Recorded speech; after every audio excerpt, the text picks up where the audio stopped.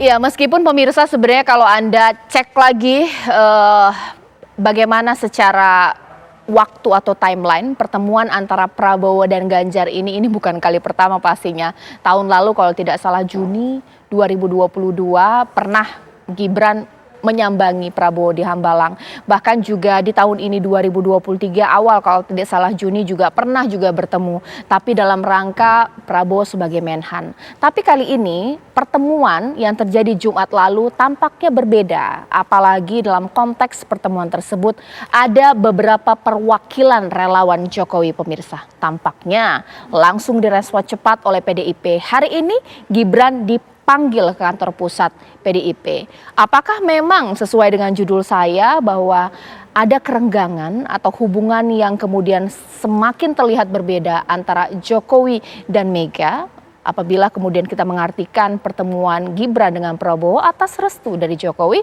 Itu akan saya bahas di Apa Kabar Indonesia malam hari ini. Bang Kodari sebagai pengamat politik kita sudah hadir. Selamat malam Bang Kodari. Selamat malam. Ya, pakai jaket di dalamnya merah tapi bukan merahnya PDIP ya, ini merah marun kecoklatan. Saya langsung saja akan sapa narasumber saya selanjutnya di sini Bang Ferry mewakili Gerindra. Selamat malam Bang Ferry Jilentono. Selamat malam Mbak Caca. Baik. Pada Arti. Baik. Bang Ferry. Bang Ferry, boleh dong diberikan tanggapan dalam pertemuan antara Gibran dan Sekjen Hasto Kristianto. Sedikit disinggung, mungkin kata perkatanya saya tidak bisa mirip ya, tapi seakan-akan bahwa Gibran ini sosok yang memang sangat seksi untuk didekati, ibaratnya gula yang manis. Nah, kalau begini bisa jadi anggapannya bahwa wah, apakah jangan-jangan Pak Prabowo yang bermanuver sengaja mendekati Gibran untuk mencari simpati, dukungan dari lawan Jokowi, seperti apa? Ya, seperti kita ketahui Pak Prabowo Subianto memang memiliki kedekatan hubungan dengan Pak Jokowi secara khusus, baik dalam kapasitas sebagai menterinya Pak Jokowi, tetapi juga secara pribadi memang sudah kenal lama dengan Pak Jokowi karena ada hubungan Pak Jokowi dengan Partai Gerindra waktu pilkada di Jakarta. Tetapi di luar itu Pak Prabowo selalu senantiasa setiap kali Lebaran, apalagi dalam acara-acara yang besar, terutama Idul Fitri seperti kemarin, beliau Pak Prabowo selalu memprioritaskan datang bersama putranya Mas Didit, datang menemui keluarga Pak Jokowi di Solo dan silaturahim dengan keluarga Pak Jokowi, keluarga besar Pak Jokowi di Solo. Jadi hubungannya memang sangat dekat, dan pada konteks pertemuan kemarin yang terakhir itu ada pertemuan ketika Pak Prabowo sedang berada di Surakarta, ditemui oleh Mas Gibran, baik dalam kapasitasnya sebagai wali kota menemui Menteri Pertahanan, ataupun mungkin karena memang Mas Gibran merasa memiliki kedekatan dengan Pak Prabowo. Jadi pertemuan tersebut dilaksanakan di tempat yang sangat informal. Ada teman-teman dari pengurus Gerindra juga di kota Solo yang ikut mendampingi Pak Prabowo pada saat itu. Tapi kemudian kebetulan juga ada relawannya Mas Gibran yang berada di tempat itu juga, dan ya Mas Gibran tentu ingin memperkenalkan sekedar untuk karena ada tamu kehormatan, Mas Gibran memberikan penghormatan kepada tamunya dan memperkenalkan kepada relawan-relawannya juga di pada acara di situ gitu. Jadi sebenarnya ini merupakan satu pertemuan yang biasa dilaksanakan oleh Pak Prabowo, manakala Pak Prabowo merasa dekat dan kelihatan suasananya yang sangat hangat, akrab gitu. Dan tentu Pak Prabowo ada saat ketika ditanya doorstop ketika mau meninggalkan tempat, kan Pak Prabowo mengatakan bahwa ini bukan ngomong politik, jadi saya tidak mau menyampaikan gitu. Jadi ini murni pertemuan silaturahim biasa. Pak Prabowo berikan penghormatan kepada Pak Jokowi dan termasuk keluarganya, dan ini selalu Pak Prabowo memberikan contoh kepada kita di Partai Gerindra, di kami biasa gitu untuk menghormati keluarga orang-orang yang perlu kita hormati gitu. Iya. Jadi tapi kalau mengenai ini Mbak Caca, ini kan problem internalnya PDI Perjuangan. Jadi ya saya nggak tahu kenapa sensitif ya soal seperti ini. Ya, oke. Nah, mungkin Bang Kodari boleh tanggapi, apakah PDIP terlalu sensitif, ataukah mungkin memang benar karena Gibran ibaratnya gula di kubur semut, atau mungkin Bang Ferry mengatakan, ya ini silaturahmi biasa, memang dekat juga dengan Pak Jokowi, dekat juga dengan Gibran, bagaimana? Saya kira kan memang Pak Jokowi ini menjadi magnet politik Indonesia ya. Sesungguhnya menurut saya magnet politik Indonesia yang paling besar itu pada hari ini adalah Pak Jokowi. Pertama dia presiden, yang kedua tingkat kepuasan kepada Pak Jokowi kan sangat tinggi ya, 82%. Terakhir ada survei dari Lembaga Survei Indonesia.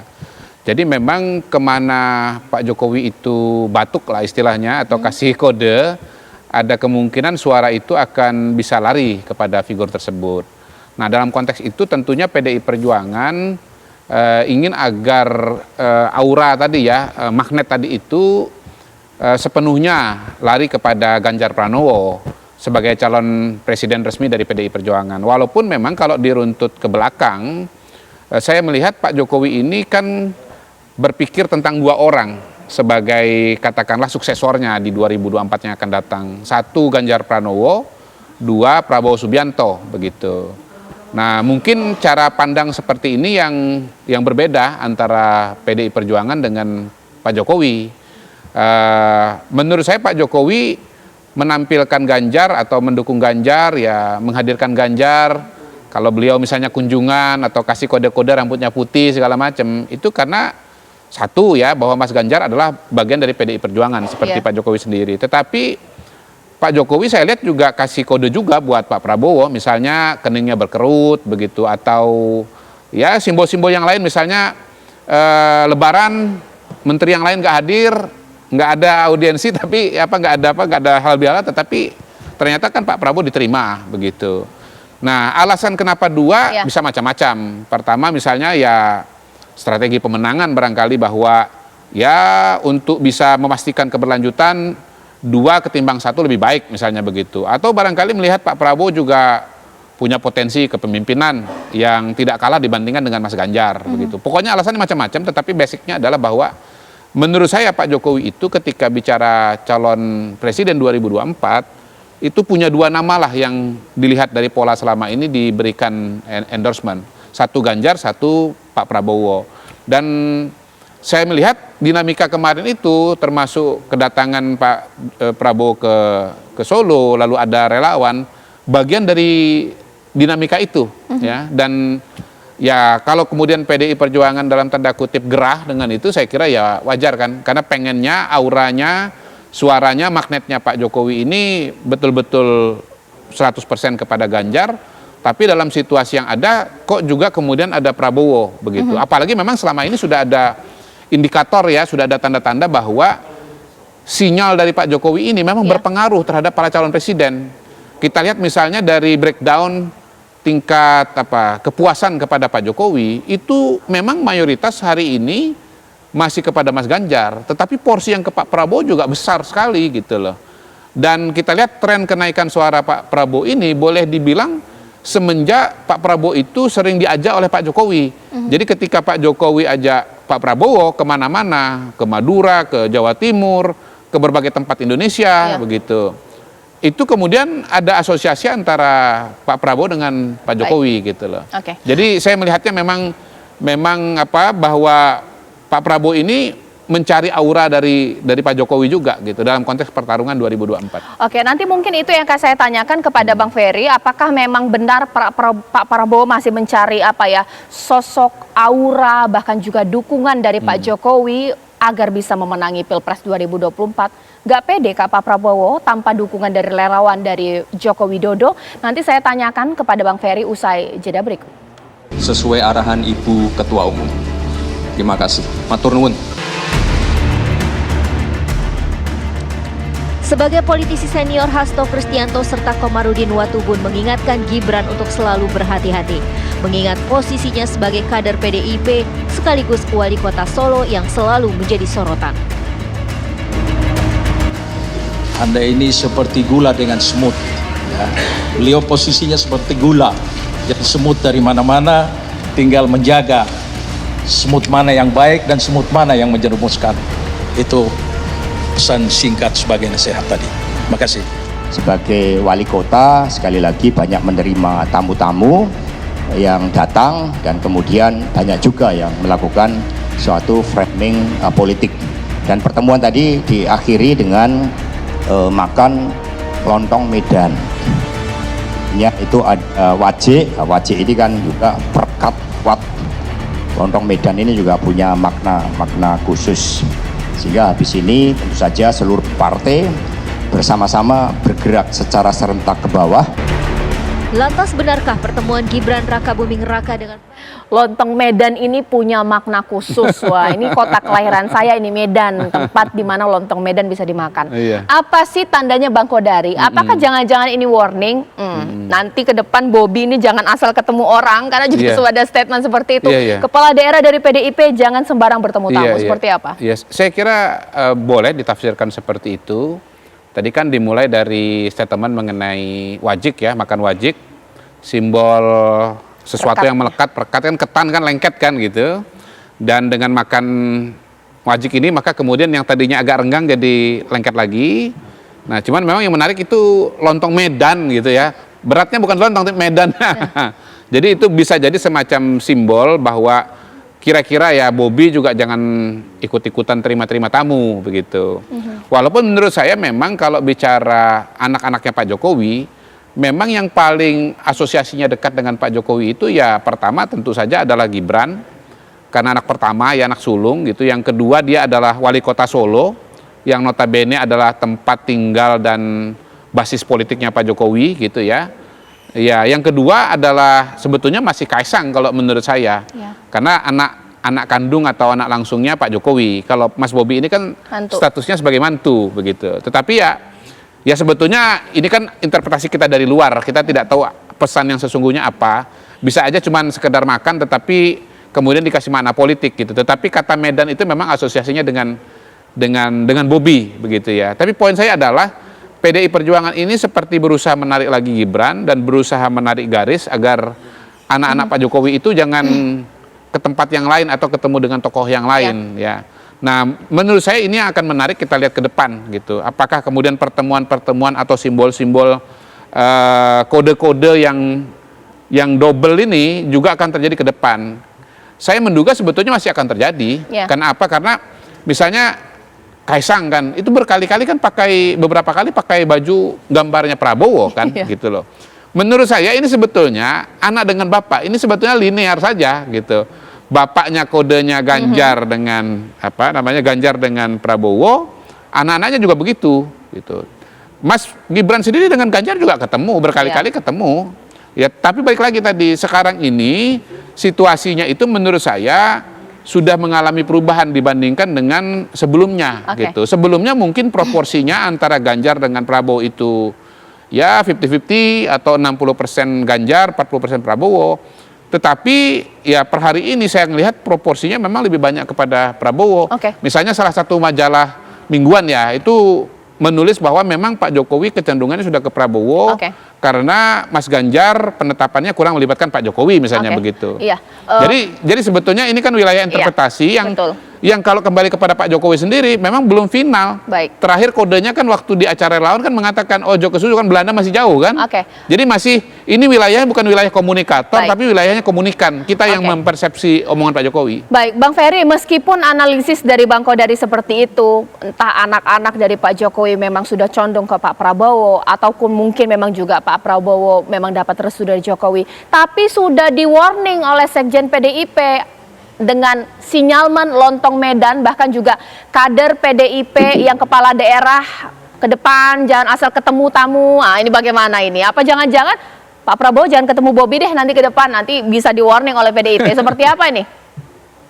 Ini saja kan lucu juga kalau misalkan kedatangan Pak Prabowo misalkan dalam kapasitas sebagai Menteri Pertahanan ke Medan, terus kemudian wali kotanya nggak mau menemui karena alasan tersebut kan jadi aneh juga. Jadi menurut saya sebenarnya ya Mbak Caca, Mas Kodari, sebenarnya Pak Prabowo Subianto itu sudah jelas kita semua tahu bahwa beliau berdua khususnya dengan Pak Jokowi memiliki hubungan yang sangat khusus.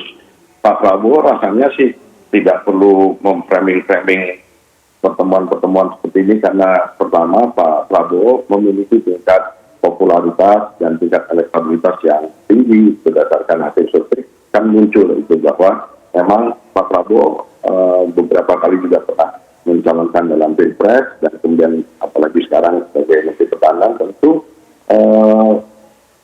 Pak Kodari juga menyampaikan tadi bahwa terjadinya peningkatan suara Pak Prabowo belakangan ini juga salah satunya bisa jadi karena Pak Prabowo menunjukkan kepada kita semua bahwa beliau memiliki sikap yang memberi penghormatan kepada tokoh-tokoh keluarga dan segala macam.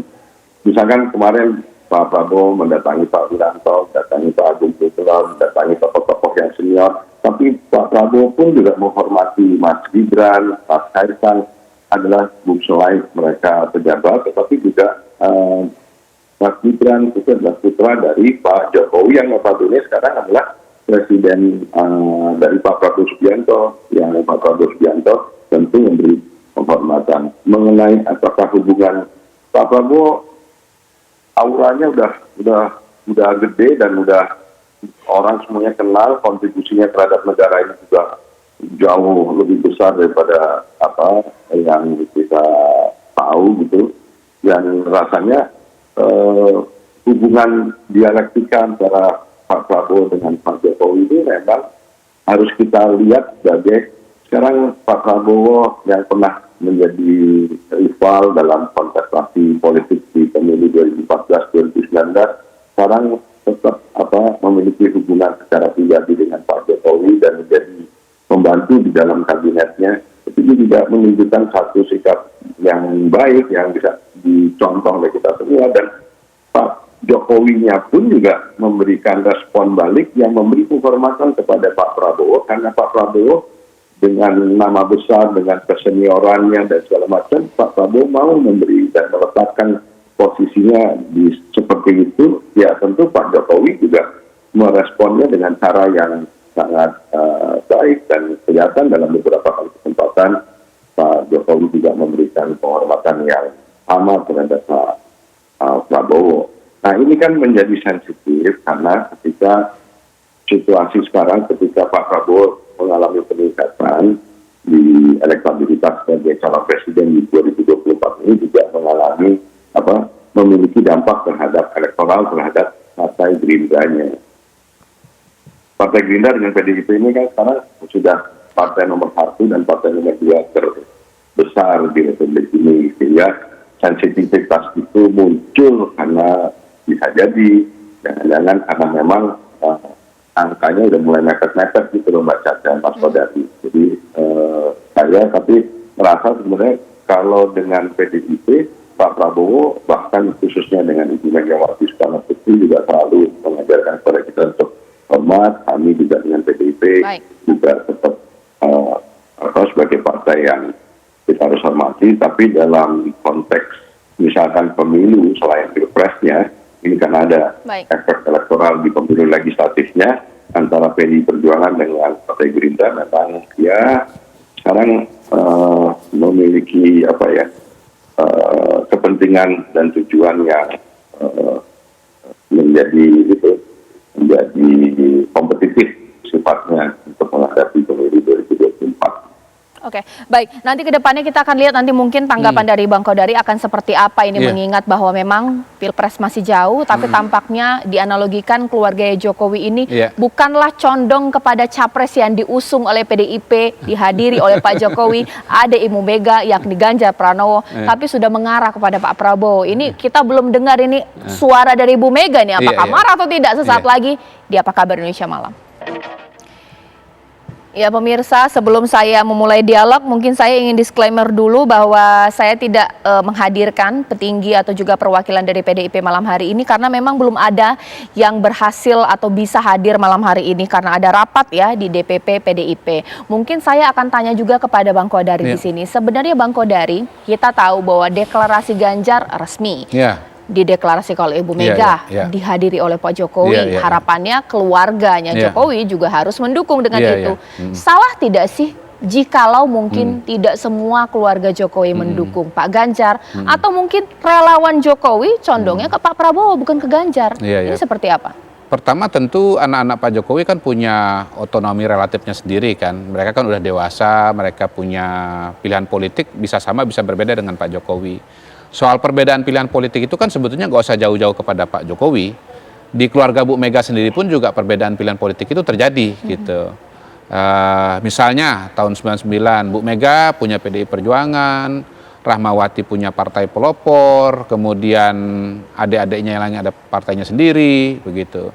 Dan juga terjadi misalnya di keluarganya Gus Dur, di keluarga Gus Dur ada beberapa partai yang didirikan oleh keluarga Gus Dur, dan pada hari ini juga aspirasi politiknya saya kira juga bermacam-macam. Ada juga yang misalnya mendukung Pak Prabowo dari lama, walaupun kemudian misalnya Yeni Wahid dekat dengan Pak Jokowi, begitu. Jadi sebetulnya kan orang per orang bisa punya pilihan politik.